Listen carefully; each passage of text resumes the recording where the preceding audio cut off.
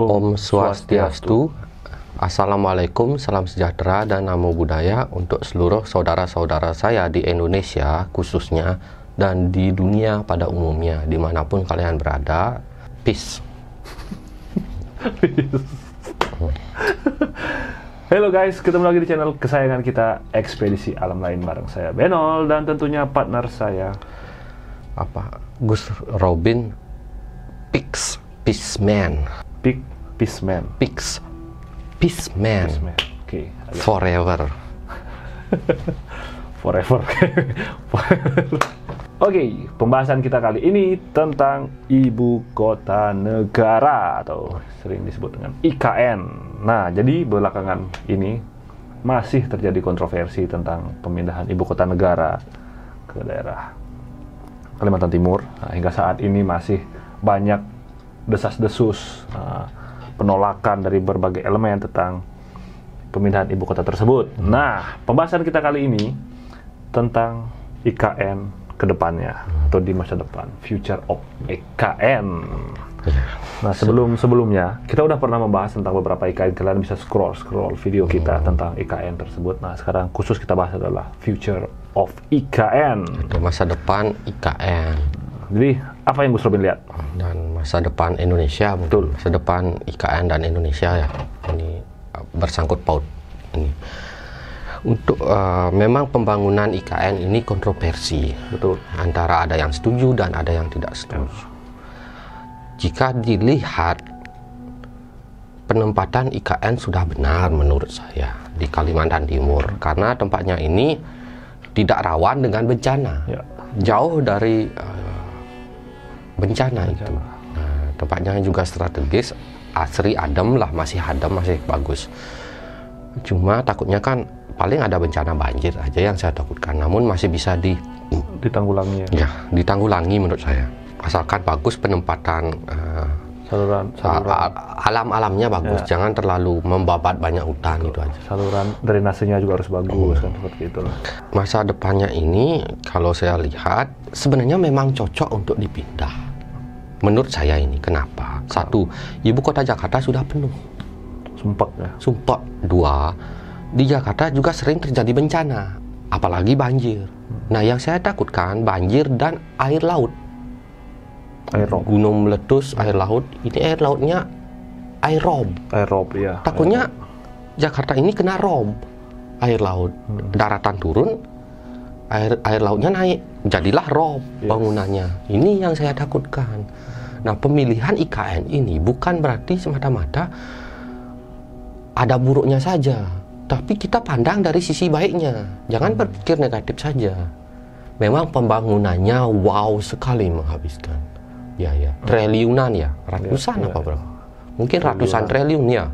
Nah, jika bisa pembangunannya ini dikumpulkan uang secara benar-benar dulu untuk pembangunannya. Memang bagus pembangunannya, di mana kita punya cadangan ibu kota namanya. Cadangan ibu kota yang memang dari segi daratan itu lebih bagus IKN. Memang ada kontroversi nantinya, dan pembangunannya ini sempat seperti terdiam karena kontroversi itu. Mangkrak. Sebentar saja sih menurut saya, sebentar karena ada kontroversi ini itu. Tapi akan jalan, dan saya lihat tapi masih jauh-jauh hari ini IKN ini ada gedung-gedung tinggi banyak sih. Gedung-gedung tinggi dan segalanya ini terjadi. Yang seperti saya katakan, Jakarta masih berjalan sebagai pusat industri, sebagai mungkin pusat perdagangan, masih dijalankan. Karena IKN ini juga berfungsi sebagai industri dan perdagangan juga. Jadi kita punya seperti dua ibu kota, namun ibu kota barunya itu IKN, dan memperbaiki investor asing. Maksudnya mengajak investor asing bakal ke sana untuk tinggal. Begini, apa saya pernah nggak berkata Indonesia akan menjadi tempat banyak orang untuk datang ke Indonesia dan tinggal? Karena di Indonesia ini terasa aman. Mungkin dulu saya pernah bilang, intinya dari berbagai macam negara akan tinggal di Indonesia. Karena di Indonesia ini terasa aman, di tempat lain tidak aman. karena di tempat lain terjadi peperangan. Seperti itu rasanya dulu pernah saya berkata seperti itu. Akan banyak Indonesia sebagai jembatan nanti, sebagai jembatan perdagangan dan segala hal. Banyak orang-orang kaya yang akan tinggal di Indonesia, dan banyak dari luar negeri yang akan memenuhi Indonesia, atau adanya perdagangan global dan globalisasi di Indonesia nanti. Jadi yang Gus Robin lihat, apakah pembangunan IKN ini sesuai target? Maksudnya saya pernah beberapa baca artikel mengatakan bahwa pembangunan IKN itu hingga 2045. Apakah akan sampai di tahun yang ditargetkan atau akan molor? Menurut pandangannya Gus Robin, secara mata batinnya Gus Robin. Berarti 20 tahunannya. Saya kira nyampe. Berarti sesuai target lah ya, sesuai target pembangunannya ya. Karena kan di 2024 ini kan pemindahan tahap 1. Jadi kan ada beberapa tahap nanti. Jadi mungkin jadi beberapa infrastruktur, jadi ada beberapa ASN yang dipindah. Bisa lihat suatu hari banyak orang luar negeri, pengusaha-pengusaha luar negeri, investor-investor luar negeri yang tempat tinggalnya gawat darurat karena peperangan akan pindah ke Indonesia. Karena Indonesia diketahui non-blok netral. Makanya seperti apa saya katakan, please sampai kiamat netral. Biarkan investor datang. Fungsi investor itu juga untuk kesejahteraan kita. Karena ketika mereka menanamkan modal dan membuat perusahaan di Indonesia ini, maka akan ada satu, pengangguran akan bisa terserap dengan adanya pekerjaan baru. Dua, nilai rupiah akan semakin tinggi karena ekspornya semakin banyak. Kesejahteraan umum atau Commonwealth itu akan lebih tinggi. Kesejahteraan umum orang ini. Nah, ini seperti saya katakan, ya mungkin ada di dunia ini yang mempunyai kesejahteraan umum yang tinggi, mungkin seperti Kanada atau Selandia Baru. Saya baca-baca sih, di sini orang memiliki tingkatan kesejahteraan pada rakyatnya yang sangat tinggi. Karena kenapa? Mereka itu bisa memenuhi kebutuhan secara mandiri, alias mereka bisa memproduksi barang-barang untuk menghidupi rakyatnya. Nah, selain memproduksi barang, mereka juga mengekspor barang. Ini yang terpenting. Satu, makanya Indonesia disarankan bisa memproduksi barang-barang sendiri. Contoh, mobil listrik mungkin sudah ada sekarang. Beberapa sih katanya sudah diekspor dari berita. Listrik. Ya itu mungkin tidak terlalu kebutuhan sehari-hari ya, yang dibutuhkan oleh manusia yang paling penting dulu oleh manusia. Contoh Indomie. Bukan sepeda listrik kalau bisa, sepeda motor listrik, mobil listrik. Yang kedua, kompor listrik. Saya sarankan kalau bisa Indonesia membuat kompor listrik, di mana sekarang gas ini mahal. Kita tidak tahu sampai kapan gas itu akan hilang. Seandainya gas sudah hilang, sudah nggak ada gas, kita pakai apa? Mungkin pakai seperti dulu kayu bakar. Kan kuno kelihatannya. Tidak semua orang di apartemen di mana dia memasak pakai kayu bakar. Cobalah pikir di apartemen ini memasak pakai kayu bakar, kan wah, ini apa asapnya itu loh. Coba disarankan saya membuat terobosan kompor listrik, di mana dia tidak akan bisa menggunakan tabung lagi, tapi menggunakan listrik. Nah, Indonesia adalah pemilik batu bara yang sangat banyak, bahkan lebih ini. Untuk konsumsi diri sendiri mungkin berlebihan. Nah, itu bisa untuk mencukupi kita dulu, untuk pembangkit listrik atau apa, tenaga batu bara itu, untuk mencukupi listrik di Indonesia. Karena segalanya saya sarankan menggunakan listrik alternatif. Karena kita akan tahu BBM akan habis. Suatu hari bakal habis ini. Gas bakal habis. Solusinya adalah listrik. Kompor listrik, apalagi yang listrik? Kalau penghangat air listrik kan sudah ada. Saya pernah beli. Udah ada sih, pernah dulu.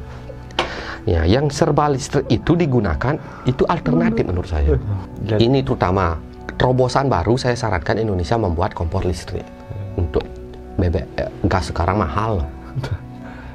kalau kompor listrik kan sudah mungkin di kota-kota besar udah banyak ya. Mungkin peralihan dari kayak penggunaan gas diganti dengan kompor listrik, mungkin dengan subsidi listrik lebih dimurahkan. Mungkin orang bakalan berbondong-bondong untuk pindah. Iya. Kita mempunyai batu bara untuk pembangkit listrik loh, ingat. Pembangkit listrik di Indonesia banyak jalannya. Yang tadi dijelaskan oleh Gus Robin adalah salah satu cara untuk untuk solusi dari Gus Robin untuk Indonesia agar lebih maju. Ya. Kalau kita sudah bisa membuat, kita bisa mengekspor loh. Kita penuhi dulu kebutuhan untuk rakyat. Seperti dulu saya katakan, membuat barang-barang untuk diri sendiri. Agar tidak sampai cangkul impor, itu kan kurang bagus. Piring impor kan, kalau bisa kita buat sendiri. Membuat sendiri bahan-bahan kebutuhan rumah tangga. Itu yang dibuat dulu. Bisa membuat AC sendiri, televisi sendiri, produk sendiri, HP sendiri. Itu kebutuhan sehari-hari loh. Kompor listrik sendiri bisa buat, televisi sendiri. Akhirnya Indonesia mandiri. Nah, setelah mandiri Indonesia, barulah beralih ke ekspor. Atau ekspor dan kebutuhan di dalam negeri itu dibarengin. Jadi, kita tidak membeli barang dari luar. Alias, kita selalu untung. Karena selalu menjual barang keluar, tidak membeli barang ke dalam. Jadi, seperti kita memproduksi sendiri untuk jualan. Intinya ada loh ada netizen diekspor. Baguslah netizen. Pasukan dunia maya ya. Iya, diekspor. Karena saking barbarnya netizen Indonesia hingga diekspor, menarik bagi luar negeri. Karena orang luar negeri merasa kalah dengan netizen Indonesia, sehingga netizen Indonesia dijual. Itu jadi ini untuk war secara ini dunia maya ya, cocok ya. Jadi, nah, selain jadi tadi sudah dijelaskan beberapa solusi dari Gus Robin tentang bagaimana cara membuat Indonesia lebih maju. Nah, perpindahan dari IKN ini ke depannya seperti apa? Apakah akan ada desas-desus lagi segala macam? Kalau sudah punya uang boleh digas, tapi satu, ibu kota ada, harus didampingi dengan investor juga yang ada. Kalau memang investornya sudah kuat investor Indonesia, agar bisa membangun kota. Tuh. Kalau IKN saja ada sendiri di sana, itu kurang produksinya. Biasanya sih gini, kalau sudah mau pindah, investor udah pada ngantri di belakang udah pada ngantri nih.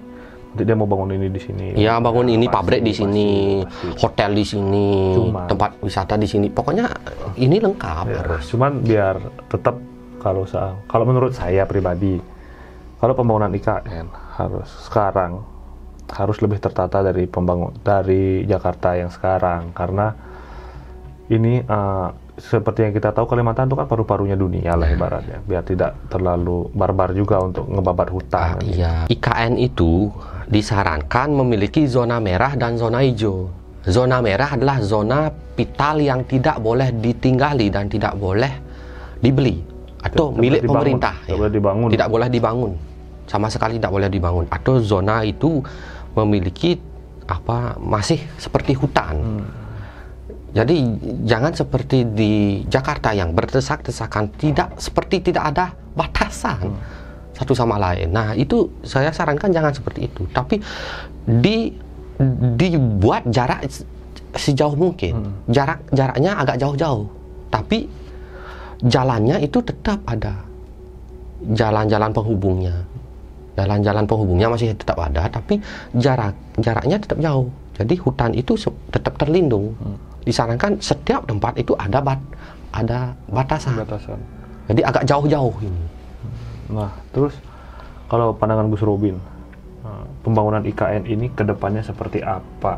Yang sudah terbayang nih, yang sudah Gus Robin lihat, apakah Indonesia akan lebih maju atau Indonesia bakal tetap sama seperti saat ini atau seperti apa?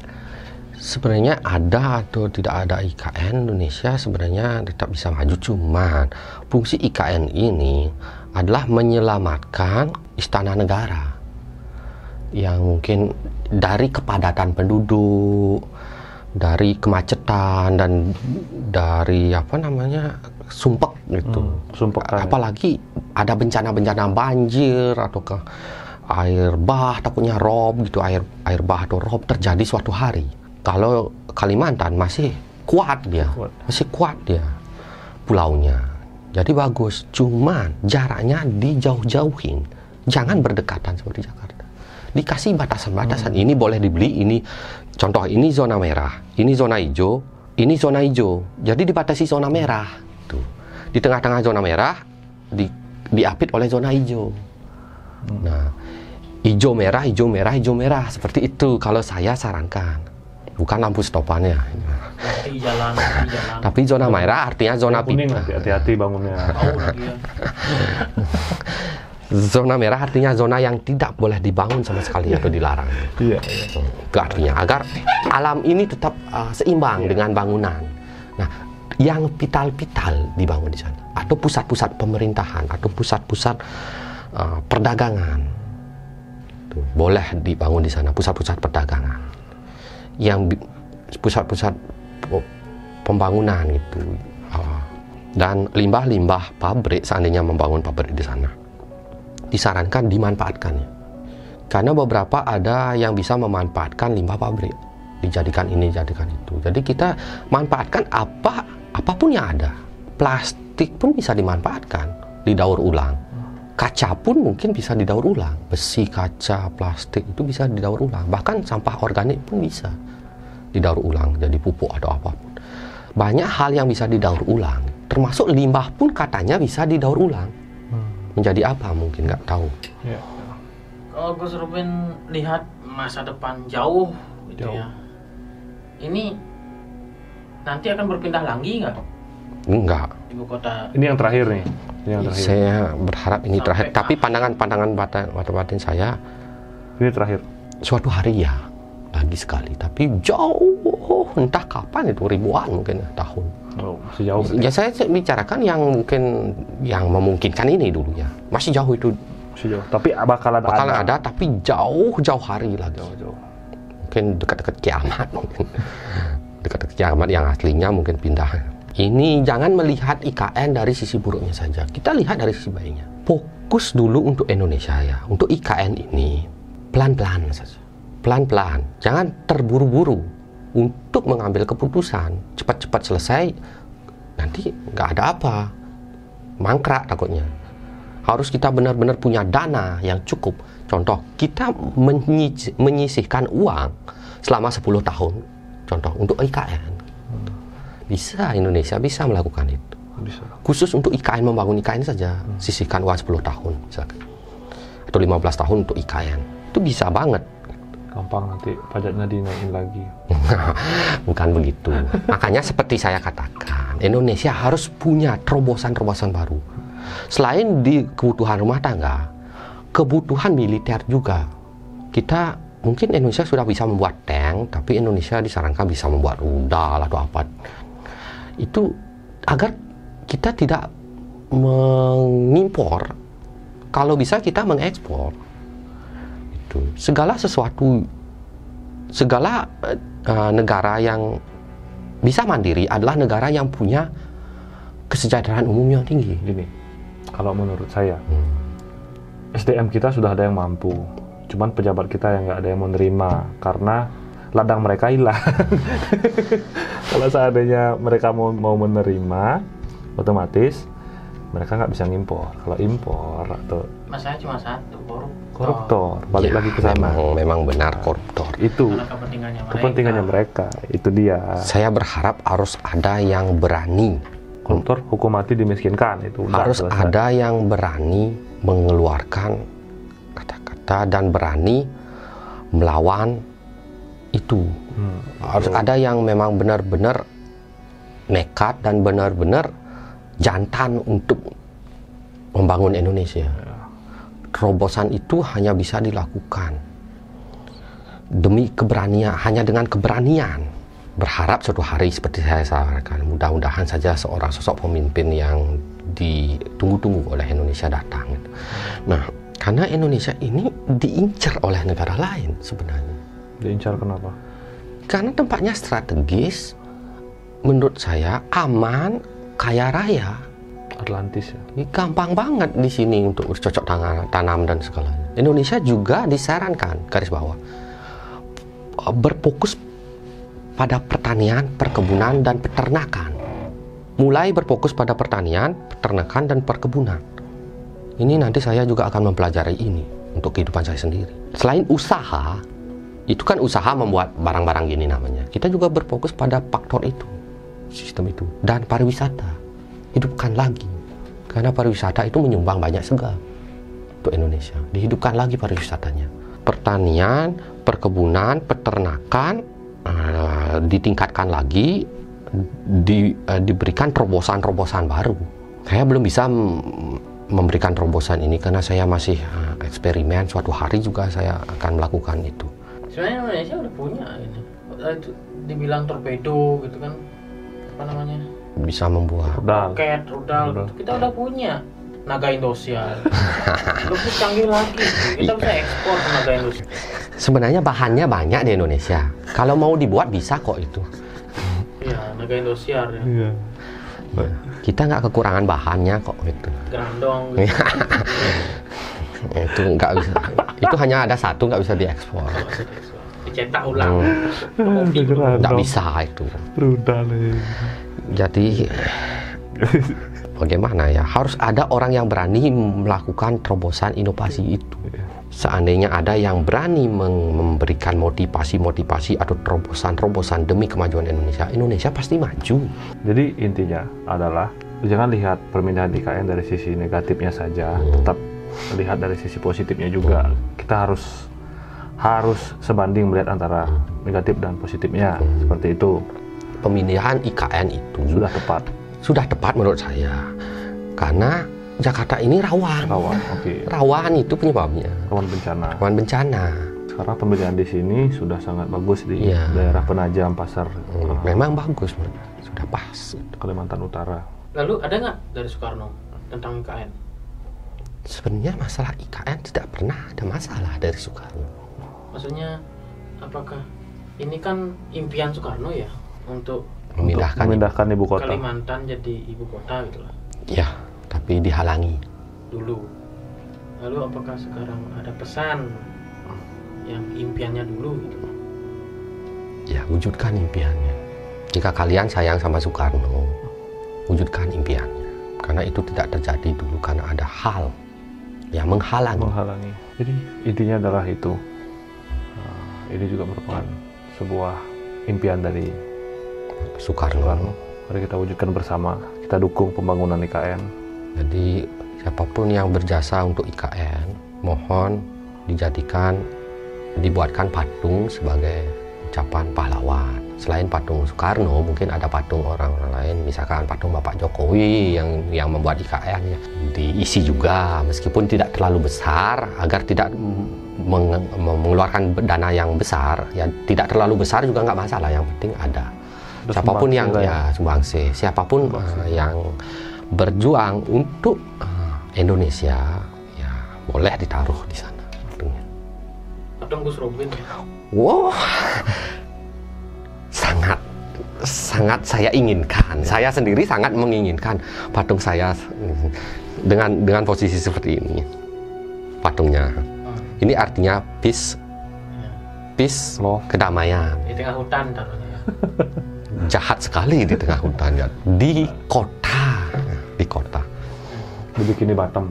Di kota, kalau bisa di kota ditaruh. Artinya peace. Kota Bikini Batam. Peace kedamaian artinya. Oke, jadi itu saja jelasan dari Gus Robin untuk saat ini tentang IKN. Mungkin jika dari teman-teman ada yang memiliki pendapat lain bisa komen di bawah. Mari kita bangun Indonesia bersama-sama. Jangan kita menginjak-injak Indonesia seakan-akan itu negara lain. Oh, itu negara Indonesia nggak ada apa-apanya di negara lain. Kalau Indonesia mau, Indonesia bisa menjadi negara superpower. Bisa banget, karena alamnya itu mendukung. Kita bisa menjadi negara mandiri, bisa menjadi negara super ekonomi loh. Ekonomi yang wow, berpower, bisa dari militer, dari ekonomi, apalagi dari ekonomi gampang banget. Menjadi negara mandiri gampang banget. Hanya saja untuk kelahirannya ini dibatasi. Contoh, Indonesia hanya boleh memiliki 2 anak, kecuali kembar. Kan kita tidak tahu, bisa saja kembar 3, kecuali kembar. Ataukah baru punya 1 anak, dia mengandung anak yang kedua itu kembar. Nah, kecuali kembar. Mungkin bisa dibatasi, karena dengan pertumbuhan yang dibatasi, maka kesejahteraan umum itu akan bisa dicapai. Kalau pertumbuhannya lebih besar daripada penghasilan, ya kurang. Di keluarga saja contohnya, dia punya anak 13, sedangkan penghasilannya hanya 3 juta. Ya nggak cukup membiayai anaknya. Serba kekurangan jadinya. Nah, itu saja sih mungkin pesan saya. Oke, jadi itu tadi beberapa pesan dari Gus Robin sudah disampaikan dengan sangat jelas.